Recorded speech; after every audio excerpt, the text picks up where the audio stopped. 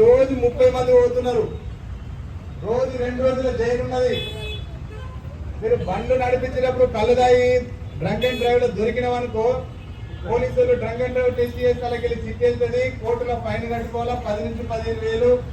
2 రోజులు జైలు ఉన్నది, లేకుంటే వారం రోజులు జైలు ఉన్నది. అద్భుతంగా ఉంటది జైలు. 2 రోజులు సారంగపూర్ లో పెద్ద పెద్ద గోడలతో నీకు కొత్త డ్రెస్ ఇస్తారు. నీ డ్రెస్ అయినా పాత ఉంటది కానీ అది కొత్తగా తెల్ల ఉంటది. పొద్దుగల రికార్డులు ఇవ్వడానికి నీకు రాగి జావ పోస్తారు. అంటే 2 ఇడ్లీలతో టిఫిన్ పెడతారు, సన్నపువ్వుతో అన్నం పెడతారు. మధ్యాహ్నం 3 గంటలకు సాయి పోస్తారు. రాత్రి కూడా గరం గరం బువ్వ కోడిగుడ్డు ఆమ్లెట్ కూడా వేసి దోమలు అయితే గుట్టాయి.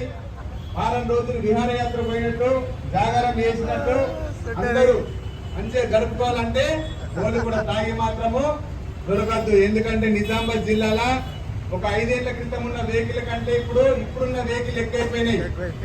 నిజామాబాద్ 5,75,000 వరకు ఉన్నాయి వెహికల్. ఇప్పటి వరకు 5,75,000 వెహికల్ ఉన్నాయి. అలా 2 వీలర్లే 3,75,000 దాకా ఉన్నాయి.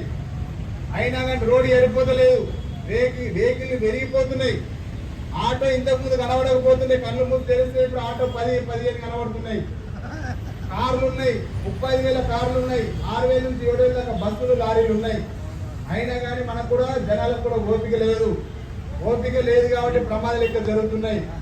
మీరందరూ కూడా హ్యాపీగా ఉన్నారు. ఇంట్లోకి వెళ్ళి బయటకు వెళ్ళినోడు మళ్ళీ ఇంటి దాకా రావాలంటే మీ ఇంటోళ్ళు ఎదురు చూస్తున్నారు. ఎందుకంటే మీకోసమని. చాలా మంది చెవులలో కరెంటు బల్బు చెవులలో వైర్లు పెట్టుకొని పోతారు.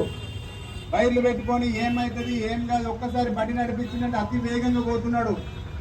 ఇక అత్యంత ప్రమాదమైంది ఏంటంటే రాంగ్ రూట్ వచ్చి ఏమన్నా అయితే వాడికి ఏం ఇన్సూరెన్స్ కూడా రాదు. కాబట్టి రాంగ్ రూట్ వచ్చేటప్పుడు కొంచెం దయచేసి ఆలోచన చేయండి. ఇప్పటికైనా రాంగ్ రూట్ లో రాకండి. ఖచ్చితంగా హెల్మెట్ పెట్టుకొని పోండి. లేదు పెట్టుకోకపోను అంటే ఏమైతే అంటే రోడ్లన్నీ రక్తపాతాలు అవుతాయి. మన ఇంటి ముంగటే సాగు డబ్బు కొట్టించుకుంటాం. మనం బొందలగడ్డ పోతాము. వైకుంఠధామం చూడొద్దంటే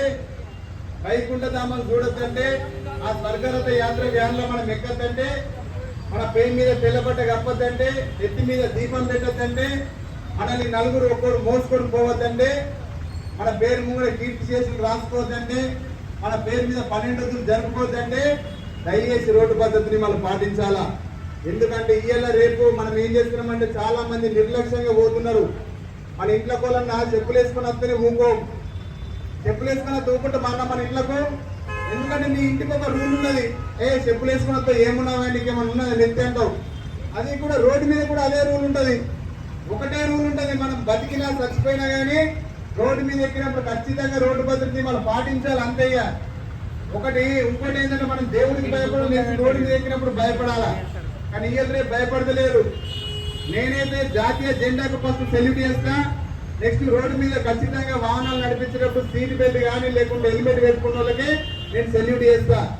ఒక ఆయన అన్నాడు మొన్న బండి మీద నేను పోతున్నా స్టాండ్ తీయకుండా బండి నడిపిస్తే ఏమంటున్నాడు, స్టాండ్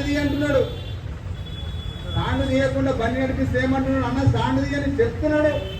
నేను వినిపించుకోకుండా ఫోన్లో మాట్లాడిన ఏమంటున్నాడు చెప్తున్నాడు. అరే ఒక లేడీస్ వెనుక కూర్చున్నారు, అలా చీర పొంగ చున్న వెనుక టైర్లో పడిపోయినా కానీ చెప్తున్నాడు. కారు డోర్ చక్కగా వేసుకోకుండా చెప్తున్నాడు ఒక మనిషి. కానీ ఇంతమంది హెల్మెట్ పెట్టుకోకుండా నిర్లక్ష్యంగా అతి వేగంగా పోతే మనం చెప్తున్నారా? మరి ఏది మన స్టాండ్ చేయకుండా నడిపించినప్పుడు చెప్తే ఎన్ని హెల్మెట్ పెట్టుకోమని కూడా దయచేసి మీరు చెప్పాలా. దాని గురించి మా సార్ కూడా